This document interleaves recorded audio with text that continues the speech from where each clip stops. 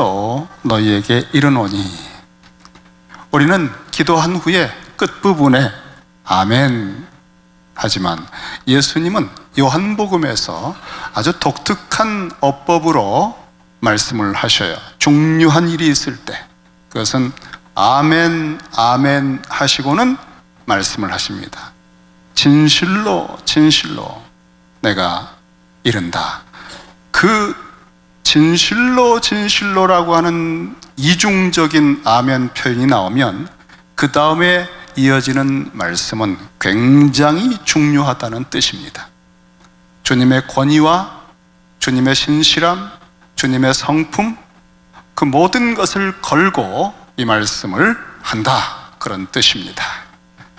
오늘 24절의 말씀, 그러므로 우리가 마음을 다해서 한번 경청해야 할 내용이 들어있습니다. 내가 진실로 진실로 너희에게 이르노니, 내 말을 듣고, 다른 사람의 말이 아니라 예수님의 말씀입니다. 내 말, 우리 주님은 당신의 말씀을 굉장히 중요하게 여기셨어요.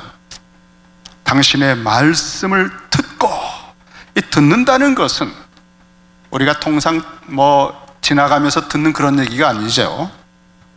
구약과 신약 전체를 통틀어서 듣는다는 말씀은 믿고 순종한다, 그런 뜻이 있습니다. 듣는 것이 순종이 제사보다 낫다고 할 만큼 하나님의 말씀의 권위를, 하나님의 권위를 인정하고 전적으로 믿어 순종하는 그런 마음 자세로 들을 때, 그게 들은 거죠. 우리는 대화하면서 당신 내 말 들어? 건성으로 말이야. 그러고 고개만 끄덕이고 굉장히 불쾌하잖아요. 여러분, 듣는 척하지만 안 듣는 거 알잖아요. 제가 여러분 알거든요. 안 듣는 걸 알아요. 목사님들이 또는 특별한 강사들이 저희 베들레헴 강대상에 섰을 때 너무너무 좋아해요. 다른 데 가서 특강하고 세미나 하면 퉁퉁 튀기는데 저희 교회 교인들은 그냥 스펀지처럼 들어드리는 거거든요.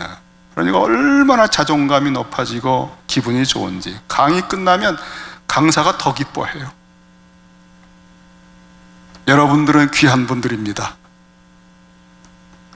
내 말을 듣고 또 나 보내신 이를 믿는 자는, 언제나 주님은 당신을 표현할 때에 아버지께서 자신을 보내셨다고 표현합니다. 특별한 관계입니다. 나 보내신 이, 그냥 오지 않으셨어요. 아버지가 보내서 오신 분입니다. 내 말을 듣고, 이 내 말은 사실은 당신 스스로 하시는 말씀이 아닙니다. 18절에서도 그러므로 예수께서 그들에게 이르시되 내가 진실로 진실로 너희에게 이르노니, 그때도 아주 중요한 내용이 담긴 말씀을 이미 하셨습니다. 그것이 뭔가 하니까 아들이 아버지께서 하시는 일을 보지 않고는 아무것도 스스로 할 수 없나니 아버지께서 행하시는 그것을 아들도 그와 같이 행하느니라. 우리 주님은 스스로 행하지 않으셔요. 아버지께서 행하시는 걸 보고서야 행하십니다. 38년 된 병자를 안식일에 고쳐서 걸어다니게 했습니다. 문제가 됐습니다. 왜 안식일에 병 고치느냐? 게다가 주님이 말씀한 것이 화근이 돼서 아주 심각한 일이 벌어졌습니다. 아버지께서 일하시니 나도 일한다라고 하셨죠. 내 아버지께서 안식일에도 일하시니 아들인 나도 일한다. 야, 이 말씀이 그러면 하나님과 내가 동등이냐? 그렇게 오해가 돼서, 사실이지만은 신성모독으로 주님을 죽이고자 하는 일이 벌어졌습니다. 그때 그 일에 대해서 그러므로 주님이 더 정확한 대답을 해 주신 것이 오늘 이 말씀이에요. 19절.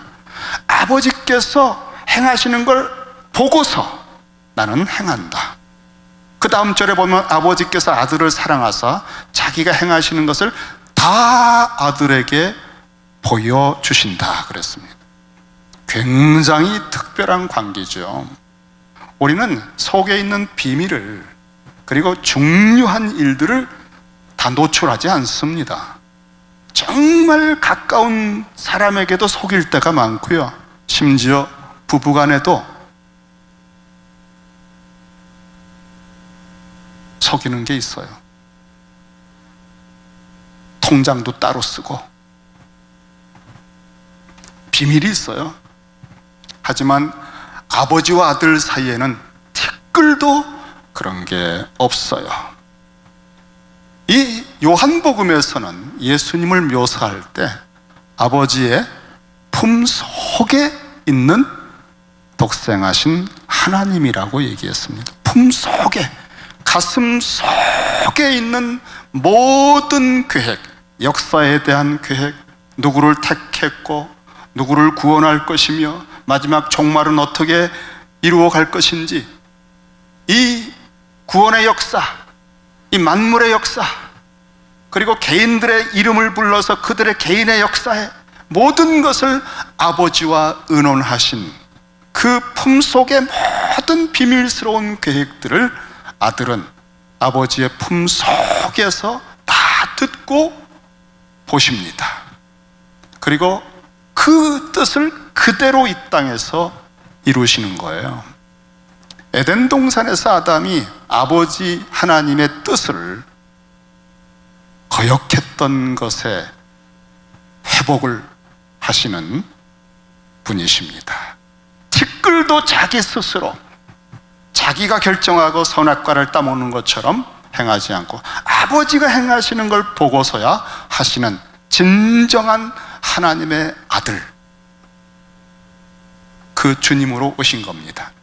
그래서 38년 된 병자를, 수많은 병자 중에 왜 그 사람을 고쳤을까? 아버지께서 그 병자를 고치시기 원하셔서 고치신 거예요. 우리는 이러한 품속의 주님의 관계가 요한복음에 나와 있습니다. 제자들 중에서 요한은 이 아버지의 품속에 계시다고 하는 표현을 쓴 사람이에요. 그리고 그는 특별히 그리스도의 품에 기대어서 아무도 모르는 비밀을 여쭤보는 아주 친밀한 깊은 관계와 사랑을 경험했던 제자입니다. 그 요한이 쓴 요한복음서는 그래서 모든 성경 중에서도 성소와 같다 그래요. 아주 심오하고 깊이가 있다. 하나님의 가슴 속에 있는 그런 모든 것을 우리에게 보여준다. 그 아버지와 언제나 일심동체로 행하시는 주님. 요한복음에 주님이 하시는 말씀은 그러므로 스스로 하시는 게 아니에요. 요한복음 3장 34절에 보면 하나님이 보내신 이는, 자, 하나님이 보내셨다고 하는 아주 중요한 표현이잖아요. 하나님이 보내신 이는 예수님입니다. 아들이에요. 하나님의 말씀을 하나니 이는 하나님이 성령을 한량없이 주심이라.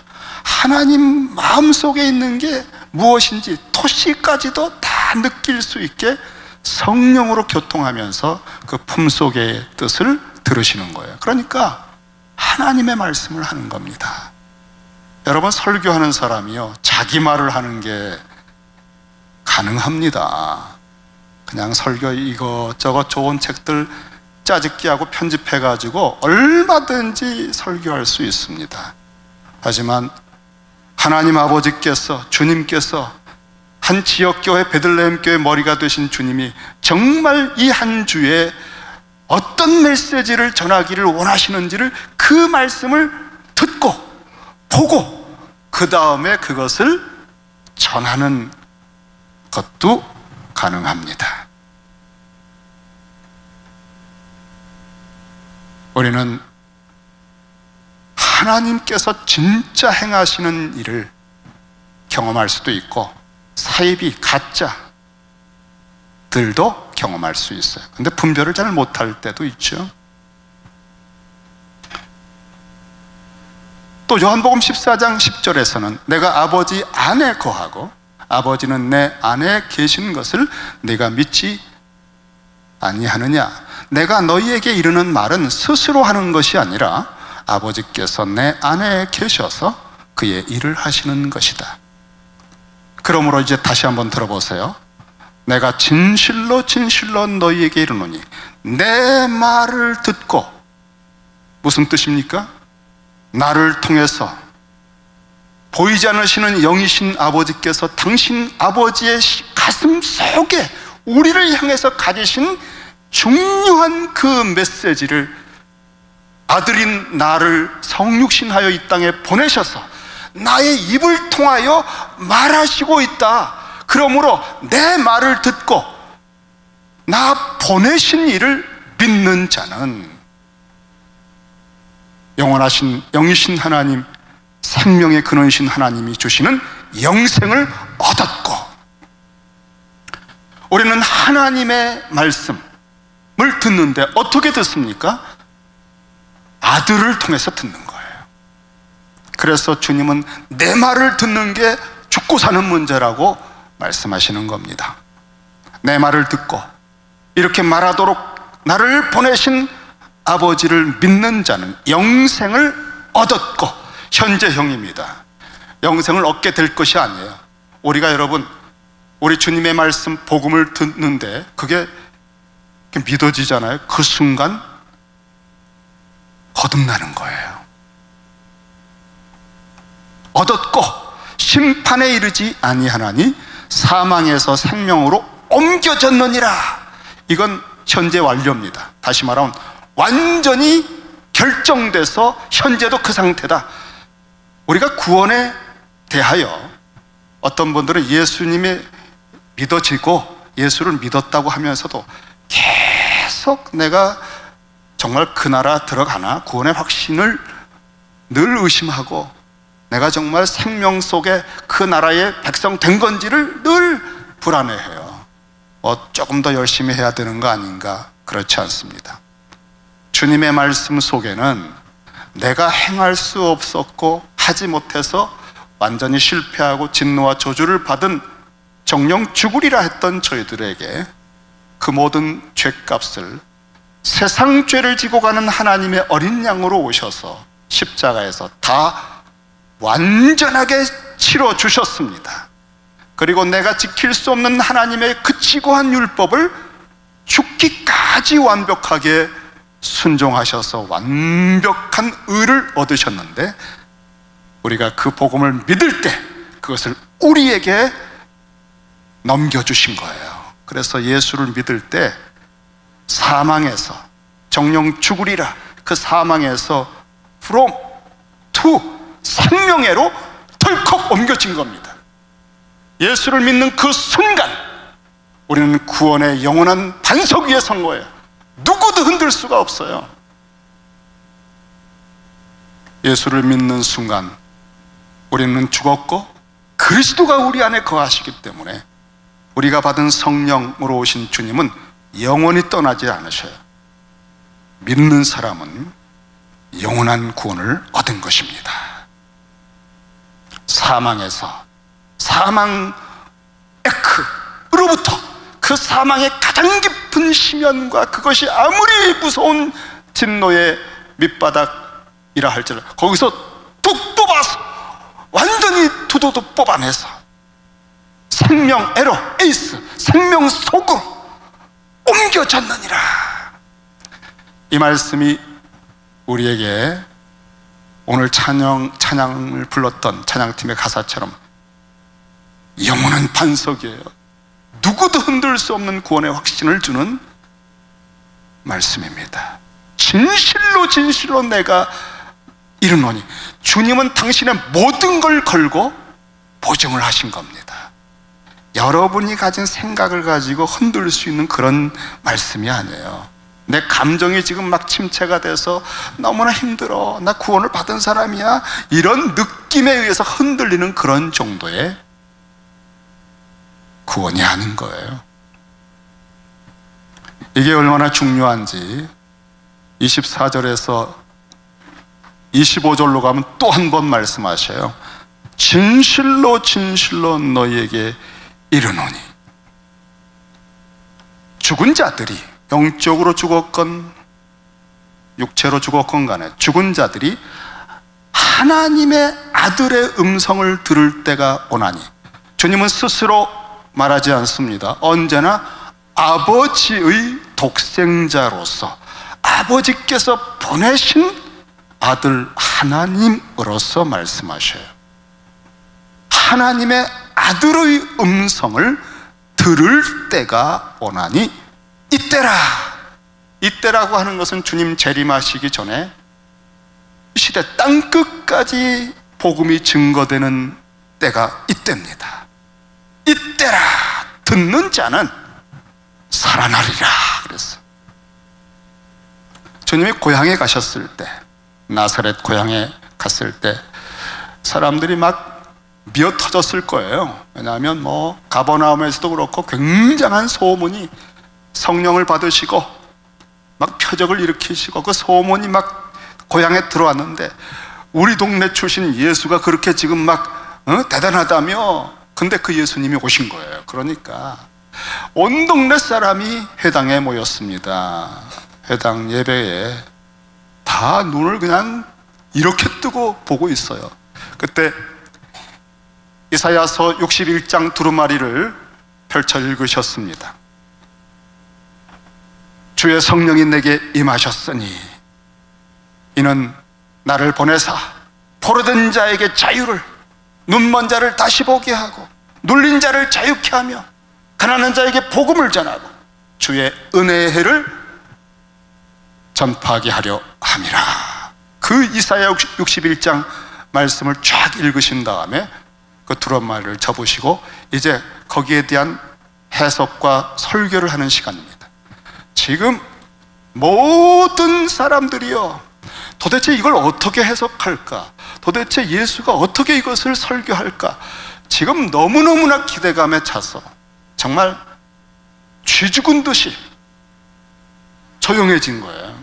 그때 누가 조그만 핀 하나 떨어뜨리면 쨍그랑 소리가 그냥 울려 퍼질 만큼 그렇게 온 신경을 곤두세우고 예수님을 바라보고 있었을 때입니다. 책을 덮어 그 맡은 자에게 주시고 앉으시니 회당에 있는 자들이 다 주목하여 보더라. 이에 예수께서 그들에게 말씀하시되, 자, 뭐라고 하셨는지 아세요? 이 글이, 방금 읽은 이사야 61장 이 글이 오늘, today, 오늘 너희 귀에, 들은 너희 귀에 성취되었다 그랬어요. 이 말씀이 뭐죠? 영적으로 죽었던, 신체적으로 죽었던 간에 하나님의 아들의 음성을 들으면 살아나리라.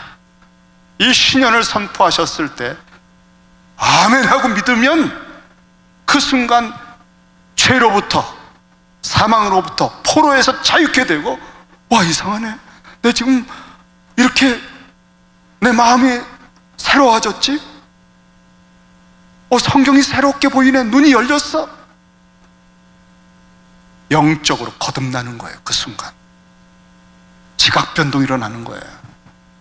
오늘 이 순간 하나님의 아들의 음성을 들으면, 그런데 거의 들을 뻔했는데 이들이 그 놀라운 메시지를 듣다가 저 예수 요셉의 아들 아니야? 그 요셉 우리 알잖아, 이래가지고 다 끝난 거예요.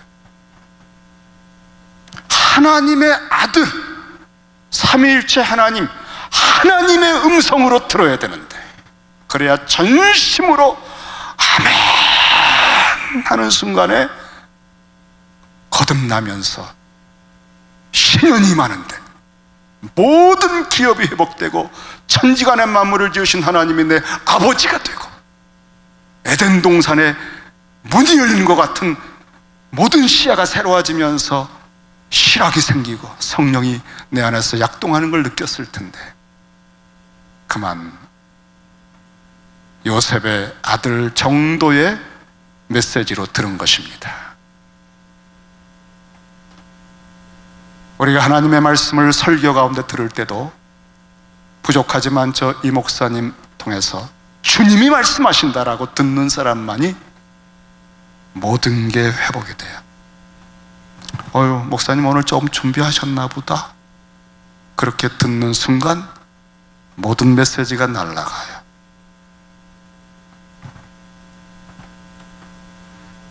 진실로 진실로 너희에게 이르노니 죽은 자들이 하나님의 아들의 음성을 들을 때가 오나니 곧 이때라.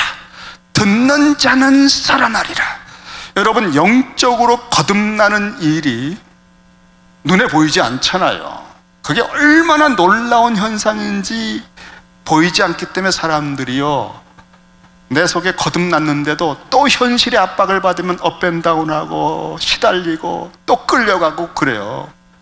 왜냐하면 보이지 않는 세계이기 때문에. 그래서 우리 주님께서 38년 된 병자, 거의 죽은 사람이라고 그랬잖아요.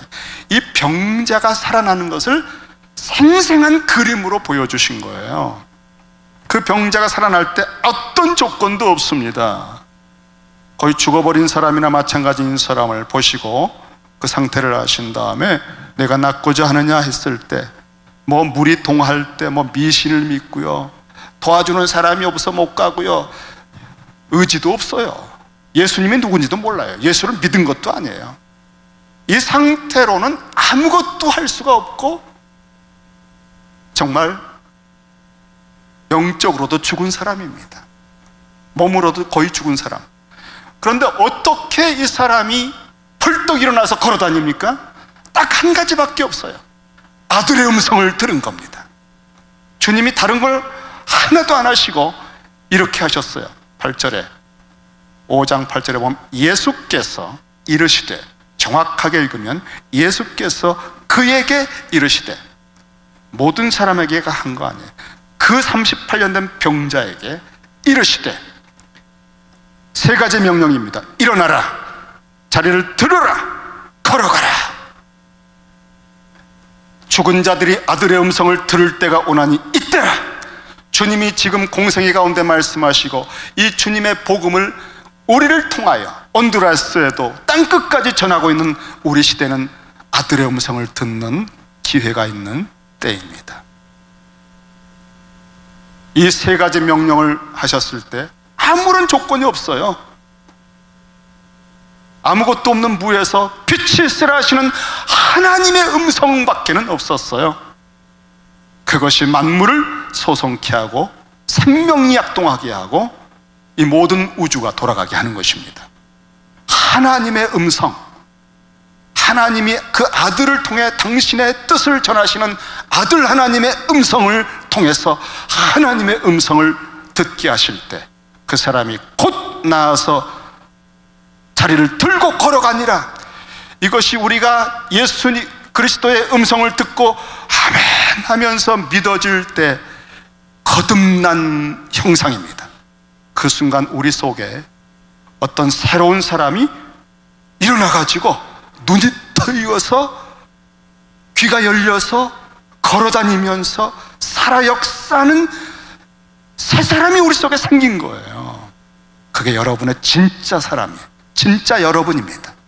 그런데 아직도 예전의 흔적들이 기억에 가득가득하기 때문에 그것이 마치 나인 것처럼, 야 나는 못해, 나 몇 번째 과거에 해봤었잖아, 안 돼.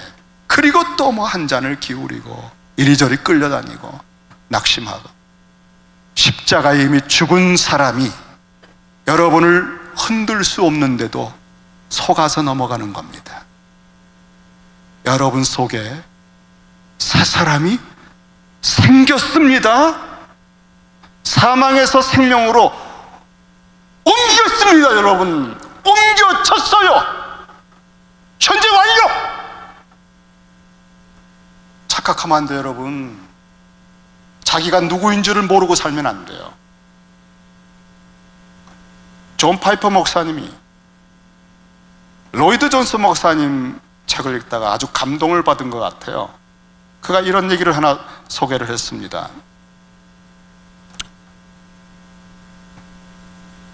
우리가 존 파이퍼 목사님이 시편 42편 5절의 말씀을 가지고 설교한 내용에서 이런 게 있습니다. 시편 42편 5절에 내 영혼아 내가 어찌하여 낙심하며 어찌하여 내 속에서 불안해하는가? 너는 하나님께 소망을 두라. 그가 나타나 도우심으로 말미암아 내가 오히려 찬송하리로다. 시편의 종종 다른 사람에게 얘기하지 않고 시편 기자가 자기 자신에게 얘기를 해요. 내 영혼아 왜 낭망하느냐? 하나님을 바라보라. 저도 여러 번 지나갔습니다. 읽고 지나가면서 참 자기한테 얘기를 하네 그러고 지나갔어요. 그런데 로이드 존스 목사님이 이 대목을 딱 잡고 아주 깊이 있는 메시지를 끌어올렸습니다. 이렇게 말씀을 했습니다. 여러분의 대부분의 삶이 불행한 것은 여러분이 자신에게 말하는 대신에 자신의 말을 듣고 있기 때문입니다 라고 얘기했어요. 여러분 뒤통수 딱 맞지 않았었어요? 진짜 거듭난 내가 나에게 말하지 않고 이미 죽어버린 허접 같은 그 옛사람이 펄펄 살아가지고 나에게 말하는 소리를 듣고 있는 거기서 모든 불행이 온다는 거예요. 내가 내 말을 듣고 있는 데서 모든 불행이 온다는 거예요. 아침에 일어날 때 드는 생각을 예로 들어보겠습니다. 여러분이 그런 생각들을 해낸 것이 아니라 그 생각들이 여러분에게 말을 하고 있지요. 어제 그 생각들이 여러분에게 말을 하고 있고요. 어제의 문제들을 끄집어내고 있지 않습니까? 누군가 말을 하고 있습니다. 그건 누구죠? 바로 여러분의 옛사람 자아입니다. 그 자아가 말을 하고 있습니다. 그걸 들어주는 게 불행의 근원이라는 거예요. 이미 저주를 받고 십자가에서 죽었는데 시편 42편에서 시인은 어떻게 합니까? 그는 자아가 자신에게 말하도록 하는 대신에 자신이 직접 자아에게 말하기 시작합니다. 내 영혼아 내가 어찌하여 낭망하느냐 라고 묻습니다. 이렇게 묻기 전까지는 제 멋대로 그 자아가 낭망을 시킨 거예요. 지금까지 그 영혼이 그 낙심시키고 무너뜨리고 있었던 거예요. 하지만 딱 깨달은 거예요. 와, 나는 누구야? 나는 이미 거듭났잖아. 그래서 그는 일어나 말합니다. 내 자아야 잠시만 들어라. 이제부터 내가 네게 말하겠다. 여러분, 죽어있던 우리가 살아난 것이 무엇입니까? 아들의 음성을 듣고서 살아났거든요.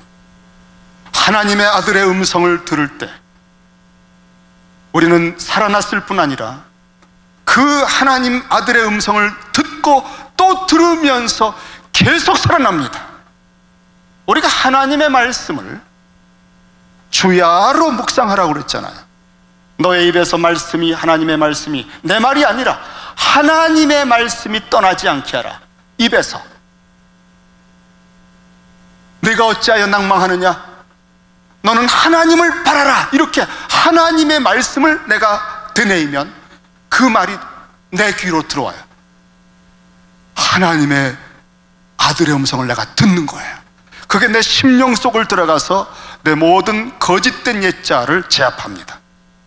그렇게 주야로 하나님의 음성을 묵상하며 들을 때 시냇가에 심기운 나무처럼 계속해서 시절을 쫓아 그리스도의 형상으로 장성하게 자라가는 거예요. 자꾸 여러분의 소리를 들어주고, 에이, 나 같은 게 뭐해? 우리 집안은 본래 안 했어. 에이, 나는 아버님이 머리가 없어서 나도 머리가 없는 거야. 할 수 없어. 이런 쓸데없는 소리야. 그리고 날씨조차도 원망을 하고 이렇게 비가 오냐 뭐. 여러분, 우리는 사망에서 생명으로 이미 옮겨진 하나님의 자녀입니다. 천지간의 하나님이 내 아버지라는 이 명백한 사실을 가지고 내게 말해주어야 됩니다. 거짓된 자아가 나를 자꾸 속살거리고 허접 같은 이야기로 나를 흔들고 업앤다운 시킬 때 명확하게 말을 하셔야 돼요. 잠깐만, 내가 너에게 말하노라. 나는 그리스도와 함께 십자가에 못 박혀 죽었고 죄에 대하여 죽었고 이제 그리스도 안에서 하나님 아버지를 향하여 살았노라 라고 현재 명령형 계속해서 자기 자신을 그렇게 여기라, 자기 자신에게 말하라. 존 파이퍼는 로이드 존스 목사님의 설교를 읽고 나서 우리는 이 싸움에서 이겨야 합니다.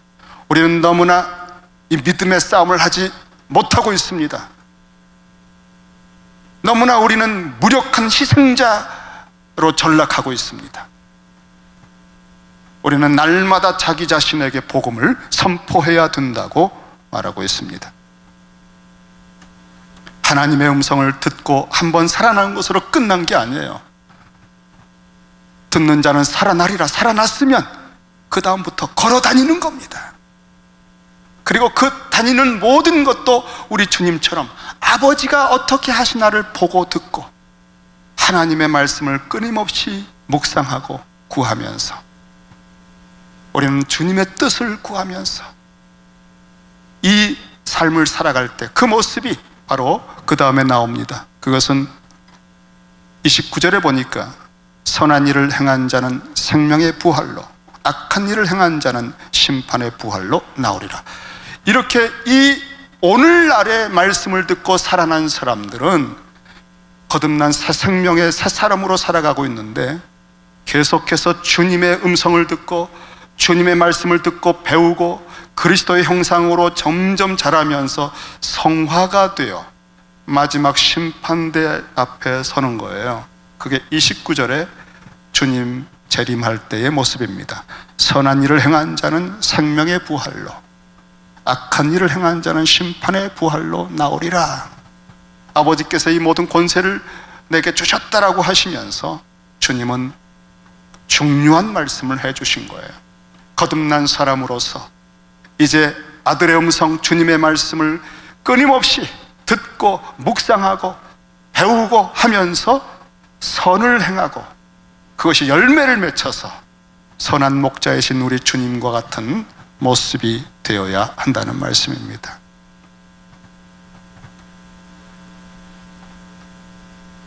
이 차 대전 때, 세계대전이 끝난 뒤에 독일 기독교의 대표적인 지도자였던 마르틴 니메울라라고 하는 목사님이 2차 대전 책임 백서라고 하는 문서를 발표해서 굉장한 논란이 되었었다고 합니다. 독일 사람들에게는 정말 2차 세계대전에 대한 아주 심각한 책임감을 남다르게 느끼는 그런 사람들인데, 이분이 내었던 책임, 이 2차 대전 책임 백서의 내용은 모든 사람이 생각했던 것하고 완전히 다른 내용이었어요. 그는 2차 세계대전의 발발에 대해서 히틀러가 아닌 독일 교회와 독일 그리스도인들에게 책임을 물었던 것입니다. 히틀러야말로 모든 책임을 져야 할 사람 아닐까요? 누구라도 그렇게 생각하는데 이분의 그 백서 내용은 달랐던 거예요. 그래, 교회가 뭐 잘못한 거 분명히 있다. 그러나 히틀러가 잘못한 것은 너무나 명백하지 않느냐. 막 사람들은 지금 이 문제로 편치 않습니다. 그가 히틀러를 비난하지 않은 것에 대해서 대부분의 사람들은 납득할 수가 없었다고 해요. 아무리 논쟁을 하고 아무리 설득을 해도 안 되는 이런 상황에서 그가 왜 부득이 이렇게밖에는 할 수 없었는지 간증을 통해서 자기의 입장을 발표했습니다. 그가 이런 간증을 했습니다. 그 목사님이, 저는 그동안 7번이나 같은 꿈을 꿨습니다. 그것은 제가 주님의 심판대 앞을 통과하는 꿈이었습니다. 한 번은 심판대 앞을 지나가는데 제 뒤에 있던 사람의 목소리가 들렸습니다. 예수님이 너는 왜 나를 믿지 않았느냐? 라고 물으시자 그는 대답하기를 아무도 제게 예수 그리스도에 대해 전해주지 않았습니다 라고 하더라는 거예요. 그런데 그 목소리가 굉장히 익숙해서 돌아봤답니다. 궁금해서. 그랬더니 그가 누구였는가 하면은 그는 바로 아돌프 히틀러였답니다. 이 사건이 이 목사님의 그동안의 관점을 완전히 뒤집어 버린 거예요. 그때까지는 그는 히틀러의 연설을 들으면서 온 독일 사람들이 광기 어린 아주 이상한 집단으로 전락하는 것을 보고 그때까지 히틀러를 계속 저주하고 죽기를 바라기를 얼마나 많이 했는지 모른대. 하지만 그의 영혼을 위해서 기도한 적이 없었다는 것을 깨달았답니다. 모든 독일 그리스도인들은 그에게 복음을 전하려고 최선을 다하지 않은 책임을 져야 할 것이다 라고 얘기한 것입니다. 복음을 듣지 않으면 히틀러처럼 되는 거예요. 정도의 차이죠. 우리가 악하다는 것은 극단화돼서 히틀러가 되든 그렇지 않든 다 악한 것입니다. 죄인이 의는 없나니 없는 거잖아요. 우리가 십자가에서 죽을 수밖에 없는 영원한 진노와 저주를 받고 정령 죽으리라 했던 우리, 허물과 죄로 죽었던 우리의 옛사람, 그 그리스도가 십자가에서 처절하게 버림을 받을 수밖에 없는 그 죽음의 대가, 죄악의 그 무서운 형상을 가진 그 우리의 옛사람이 십자가에서 죽었는데도 우리가 거듭난 내가 누구인지를 분명히 모를 때, 내가 날마다 나 자신에게 나는 그리스도와 함께 죽었고 그리스도 안에서 하나님을 향하여 산 사람이다, 나는 부활의 새 생명으로 산다라고 이렇게 자기 스스로에게 매일매일 복음을 선포하지 않으면 거듭났지만 베이비처럼 이 옛사람이 점점 기승을 부리면서 골리앗처럼 자라서 히틀러가 될 거예요. 그리고 그러한 성격으로, 그러한 형상으로 거듭났는데도 믿지 않는 사람과 거의 다를 바 없이 살아가고 있는 모습을 여러분 주변에서 가끔 보실 겁니다. 복음을 전하지 않으면, 내 스스로에게 복음을 끝없이 되뇌이고 그 깊이와 높이와 넓이를 묵상하며 적용하지 않으면 우리가 바로 그렇게 되는 거예요. 그리고 이 복음을 다른 이들에게 전하지 않으면 모든 사람은 히틀러처럼 살다가 죽는 겁니다. 우리에게 있어서 주님은 오늘 분명하게 말씀하셨어요. 진실로 진실로 내가 너에게 이르노니 다른 말이 없다. 우리 시대에는 내가 다시 오기 전까지 이 모든 역사와 이 모든 문화와 문명과 이 시대의 모든 인류 가운데 딱 한 가지밖에 소망이 없다. 내 말을 듣는 것이다. 나 보내신 이를 믿는 것이다. 그것만이 영생이다. 그렇지 않으면 모두 사망이다. 그리고 이 음성을, 하나님의 아들의 음성을 들으면 살아나리라. 이것을 알고 있는 유일한 집단이 교회입니다. 이 비밀을 알고 있는, 아버지의 품속에 있는 이 깊은 비밀을 들어서 알고 있는 주님으로부터 배워서 알고 있는 유일한 사람들이 바로 여러분이에요. 우리는 주님의 품에 기대어서 이 비밀을 들었어요. 주님께서 요한복음 15장에서 하신 말씀이 있습니다. 너희들은 이제부터 나의 종이라 하지 않겠다. 너희들은 나의 친구다 그랬어요. 그러면서 나의 친구다, 이제부터는 너희를 종이라 하지 아니하리라. 종은 주인이 하는 것을 알지 못함이라. 너희를 친구로 하였노니 내가 내 아버지께 들은 것을, 그렇게 품속에서 들었던 이 온 역사와 구원의 비밀에 대하여, 복음의 유일한 생명을 주는 그 일에 대하여 내가 아버지께 들은 것을 다 너희에게 알게 하였습니다. 너희가 세상의 빛이다. 너희가 입을 열어서 증거하지 않으면 모든 것은 소망이 없다. 그리고 우리는 성경에서 들었죠. 전하지 않는 핏값을 찾을 것이라고.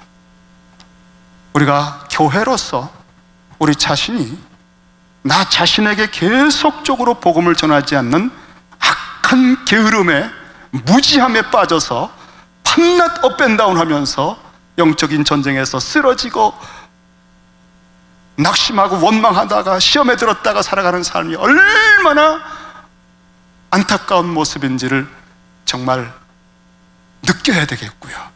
그래서 이제부터라도 복음을 스스로에게 끊임없이 들려주면서 그리스도의 형상으로 자라가야 되겠고, 성화되어야 되겠고, 그리고 다른 이들에게도 복음을 증거해야 되겠습니다.